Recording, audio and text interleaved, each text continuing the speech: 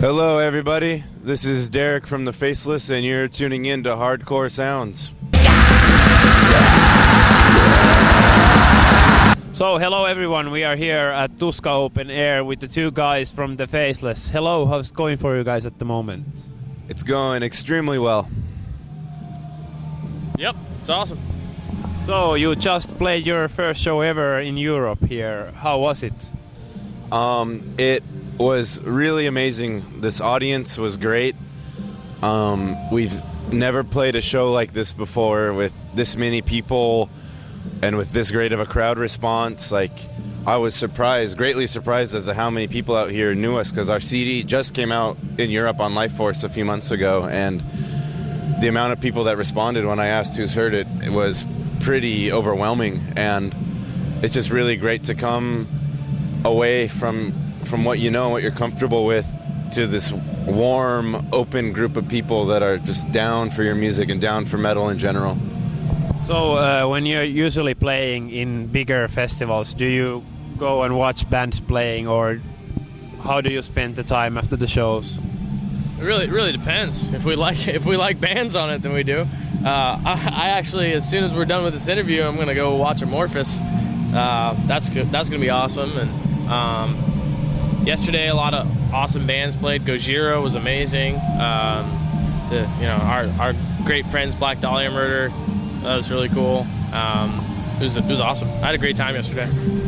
Yeah, unfortunately, I couldn't get here. My plane wouldn't let me board. They told me I didn't buy a ticket, so they wouldn't let me on. And Neurosis played yesterday, one of my favorite bands of all time, and unfortunately missed them. I'm really pretty sad about that. But you know, it's all depending on the bands. Like, you know, usually when you play a festival, there's at least one or two other bands you want to see, and you know, I'll go out in the crowd and I'll have a great time with everybody else, just blend in and enjoy the music.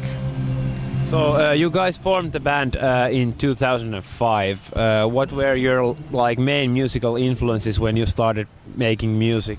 In terms of metal, I really like vocalists that I don't sound like. You know, I really love Pig Destroyer.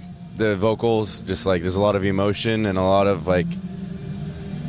feeling in that voice, and it just makes the band for me. I really like the vocalist of Cephalic Carnage.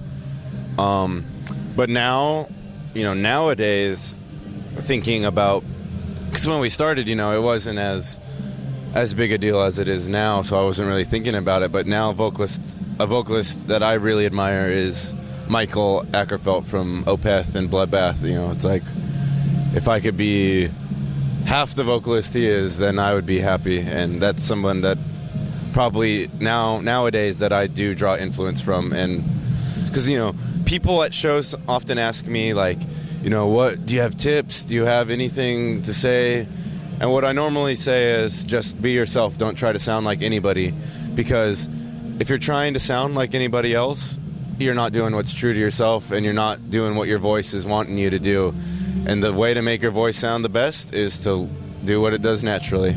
And so I try not to be influenced, and I just try to do what I know that my body is capable of.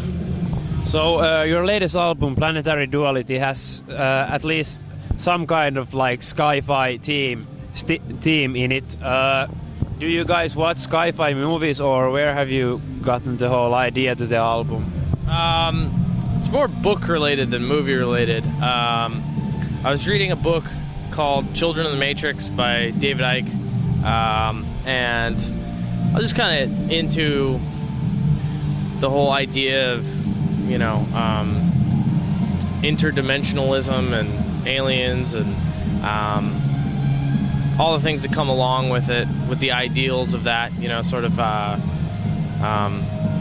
just free thinking in general, and you know, being aware of the fact that there is more going on in our reality than we maybe perceive.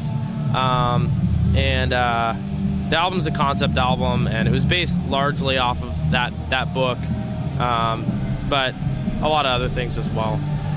Yeah, like, if you look at it on the surface, it's very sci-fi themed. We bring up aliens, extraterrestrial life, interdimensionalism. But if you get down to the nitty-gritty, it's about opening your eyes and discovering truth for yourself, discovering reality, because it varies with every individual. What's true to me may not be true to you. We all have different ideals, and it's just, don't let anybody tell you what to do, and live life for yourself, and don't conform to a set of thinking that someone tries to force on you. What's in the scope next for you guys? What will happen after these European dates? We go back to the U.S. and we play some shows in the U.S. with Atheist. Then we come back to Europe and we do Summer Breeze and Brutal Assault and a few other shows. And then we're gonna start writing and working on new material. We got some other tours also planned. Yeah, in the U.S. we're going on tour with In Flames and Between the Buried and Me, which really, Between the Buried and Me, I've been a long-time fan, and I've always wanted to tour with them and get to know them. So I'm excited for that. And it's a new market. We've been on the death metal circuit a lot, and this is just a really great opportunity for us to open up to a new group of people. Yeah, I definitely grew up listening to In Flames. It was probably a big part of the reason why, I'm in a metal band today. I think me and Brandon wrote the first songs, which weren't really Faceless songs, but they're songs that we were playing together, kind of with the idea that we were listening to a lot of old In Flames records and like just wanting to be melodic. Death metal, like that whole vibe of those old In Flames records. So it's kind of surreal to be going on tour with a band that we admired, all through our youth. Kind of cool. That's like a theme that's been running for the entirety of our band, is like the surrealism of being able to tour with people you want and still admire. Because I never thought I'd go on tour with half the bands, or even let alone play a show with. It's like everything has just exploded for us, and we've been very fortunate. And just like I can now call people I've idolized personal close friends, and it's just an amazing thing to feel. Well, thank you really much for doing this with us. Anything you want to say as a closure to your European fans?